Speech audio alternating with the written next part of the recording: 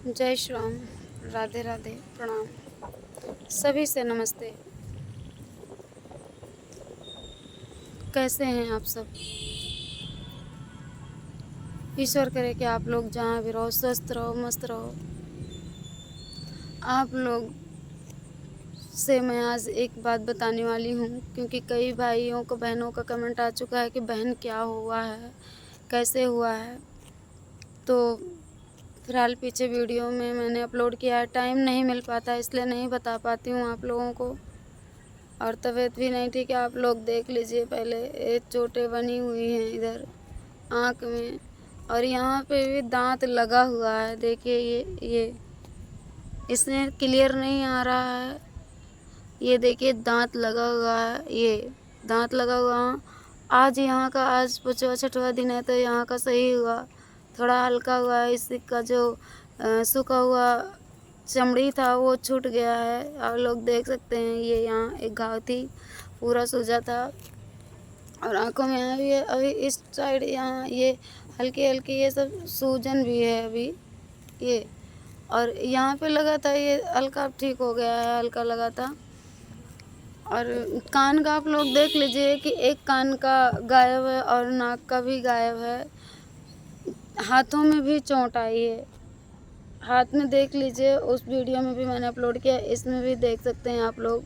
अब तो हल्का फुल्का सूखने लगा है। आज 5वां-6वां दिन है, दवा भी खा रहे हैं। फिलहाल मेरा मेडिकल नहीं हुआ था तो हमारा एप्लीकेशन ना चौकी पे लिया गया, ना तो फिर क्या कहते हैं वहाँ थाने पे कोई सुनवाई नहीं हुई। वीडियो अपलोड किए, आप लोग देखे ही हैं।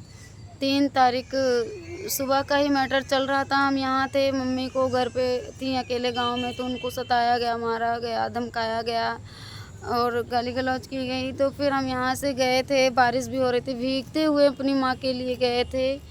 और वहाँ भी गए तो हमको भी मारा पीटा गया। एप्लीकेशन की कोई सुनवाई नहीं हो रही है, जबकि मतलब वो ज़मीन है मेरी ही है और मेरे ही घर के आगे के हिस्से की ज़मीन है, उसको जबरन कब्जा कर लिया गया है, मार मार करके कब्जा किया गया है। हम आप लोगों को शॉर्ट वीडियो में अपलोड कर देंगे। पुलिस जब भी आती है हमसे यही पूछती है कि तुम्हारे पास क्या स्टे है, और उसके बावजूद भी लोग कहते हैं कि स्टे है तुम्हारे पास, पुलिस वाले कहते हैं। और अगला से नहीं पूछते हैं कि तुम मतलब कार्य निर्माण करते रहते हो, कहीं पन्नी डालते हो, कहीं माटी की पटाई करते हो, कहीं कुछ भी करते हो उस पर, तो क्या आप लोग मतलब वहाँ से परमिशन कोर्ट से लेकर के आए हो? जब कोर्ट में मैटर चलता है उनसे मेरे भाई बहनों कोई नहीं पूछने वाला है। क्यों नहीं पूछता है, इसका रीज़न आप लोग कमेंट बॉक्स में बताइएगा। और 3 तारीख की शाम की घटना थी, तो मैं सुबह तो मम्मी को हुआ था, तो 2 बार मैंने 112 पे कॉल किया था, फिर चौकी इंचार्ज से बात किया था। उन्होंने कहा तो था कि आओ एप्लीकेशन लेकर, हम तुमको न्याय दिलवाएंगे। फिर उसके बाद सुबह बात हुई थी तो, और जब शाम को मैं एप्लीकेशन लेकर के गई तो चौकी इंचार्ज जी पूर्ण रूप से बदल चुके थे। वो बोले थे कि हम क्या कहते हैं उनको दीवान को भेज रहे हैं, जाके मामले की जांच करेंगे। और जो है फिर वहाँ हम घर पहुँचने नहीं पाए, उसके पहले ही दीवान जी पहुँच गए और उल्टा मेरी मम्मी को ही डांटे धमकाए, जबकि मैं रास्ते में ही थी उस टाइम। तो मम्मी को डराए धमकाए कि बुढ़िया तुम ज़्यादा मत बोलो, तुम्हारे पास क्या स्टे है।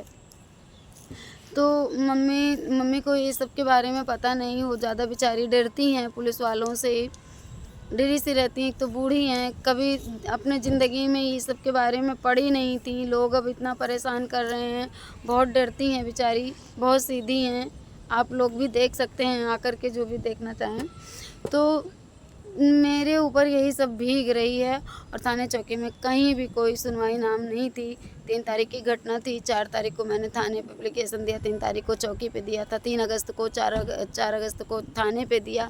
थाने वालों ने डांट के भगा दिया था, तभी मैंने वो वीडियो अपलोड की थी। एक मैडम थी, वो कह रही थी अरे तुम्हारे कान का भी छीन ली हैं, तुम्हारे नाक का भी छीन ली हैं।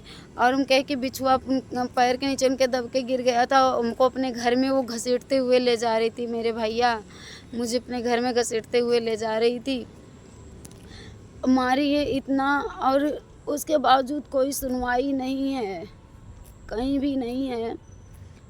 मैं 4 तारीख को थाने जब एप्लीकेशन देकर के आई तो कोई सुनवाई नहीं हुई। वहाँ से मैं कौन से साहब कहते हैं उनको, बताते हैं। हाँ, थाने के पीछे सीओ साहब बैठते हैं, तो सीओ साहब से मतलब सीओ साहब से के पास गई मैं मिलने।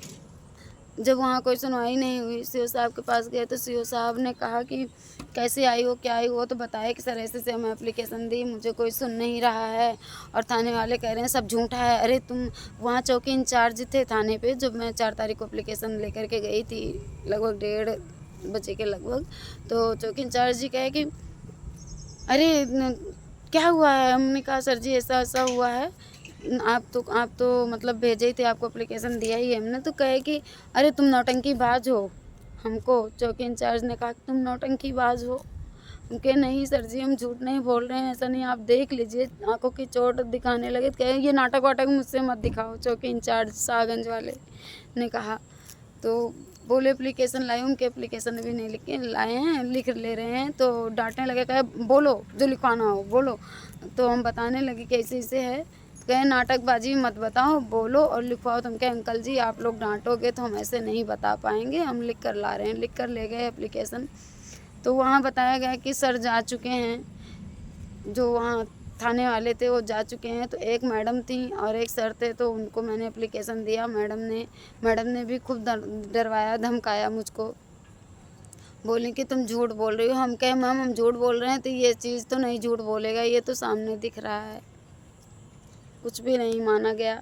तब मैं 4 अगस्त को वहाँ थाने से जब लौटे, शाम हो गई थी। 5 अगस्त को मैं वहाँ गई एसएसपी ऑफिस। 5 तारीख को एसएसपी ऑफिस गई तो वहाँ सर नहीं मिल पाए, एसएसपी सर नहीं मिल पाए।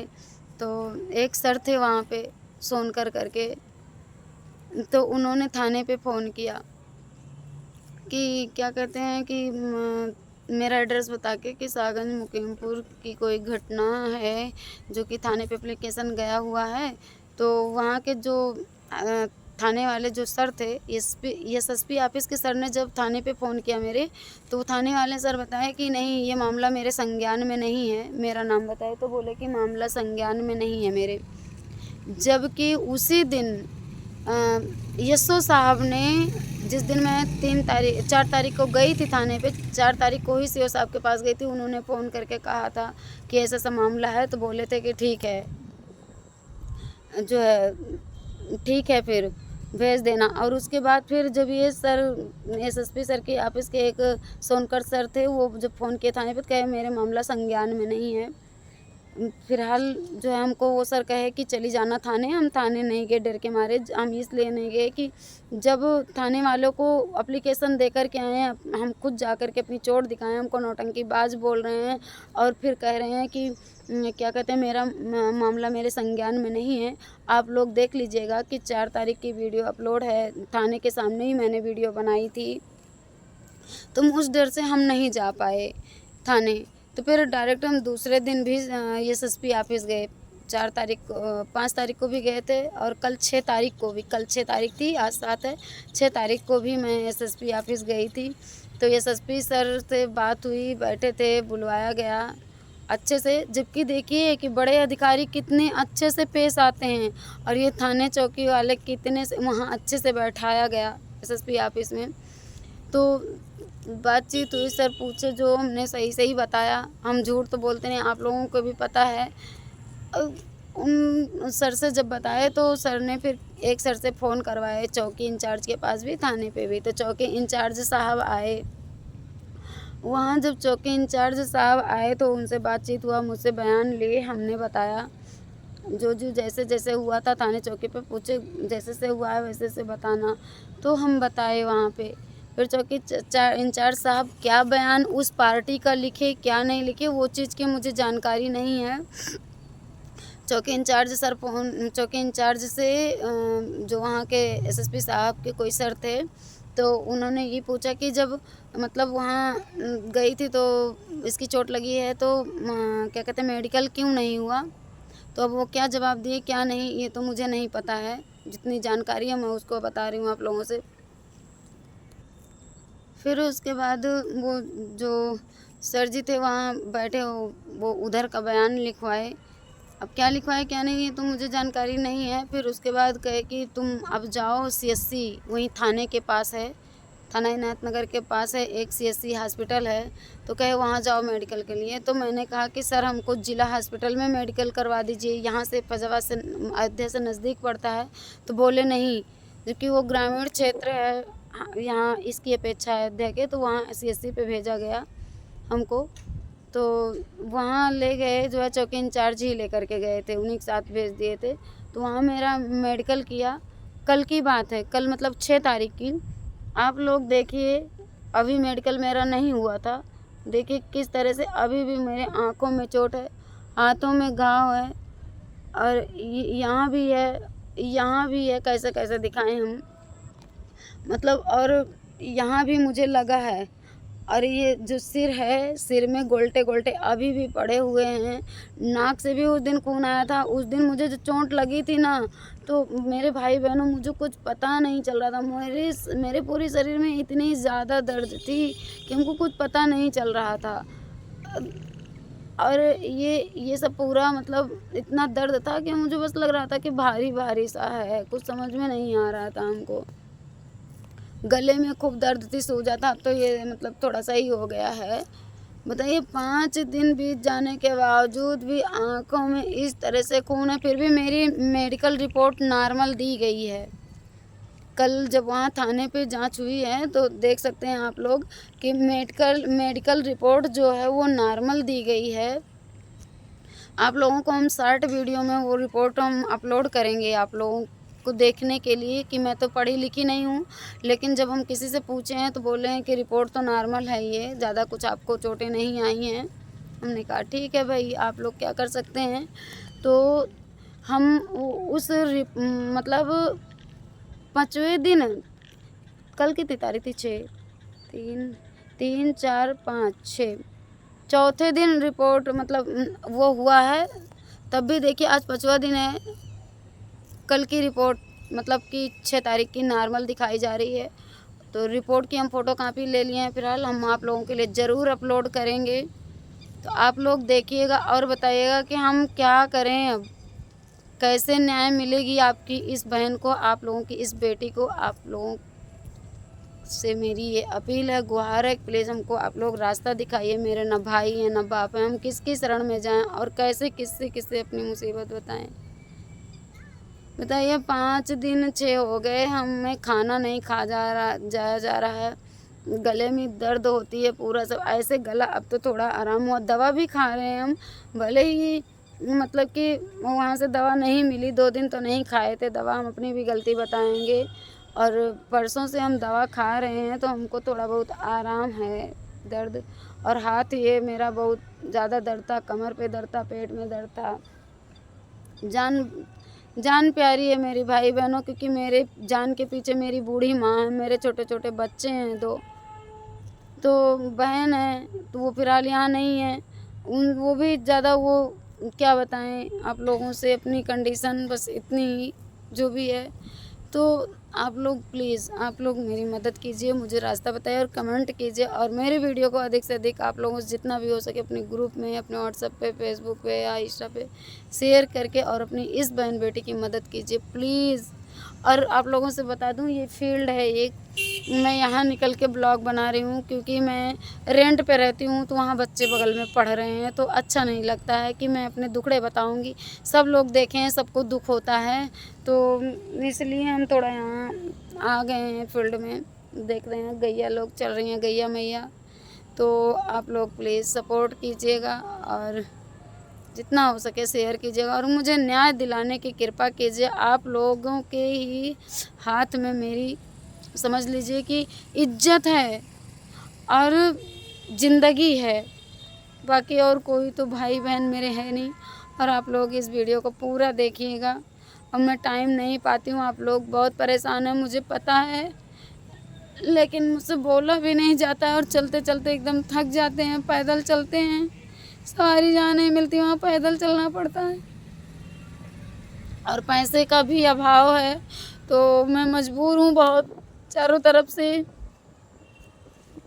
आप लोग समझ सकते हैं कि किराए पर रहते हैं तो कितना मतलब ये झेल रहे हैं हम, और क्यों नहीं मायके में भी रह पा रहे हैं हम। आप लोगों को कहेंगे कमेंट में तो हम घर की भी वीडियो कंडीशन दिखा देंगे आप लोगों को जाएंगे तो। और कि कौन सी जगह है, जिस जगह का जो विवाद चल रहा है वो भी दिखा देंगे। आप लोग कमेंट बॉक्स में बताइएगा कि हम कैसे चलें, क्या क्या रास्ता ढूंढें, क्या करें।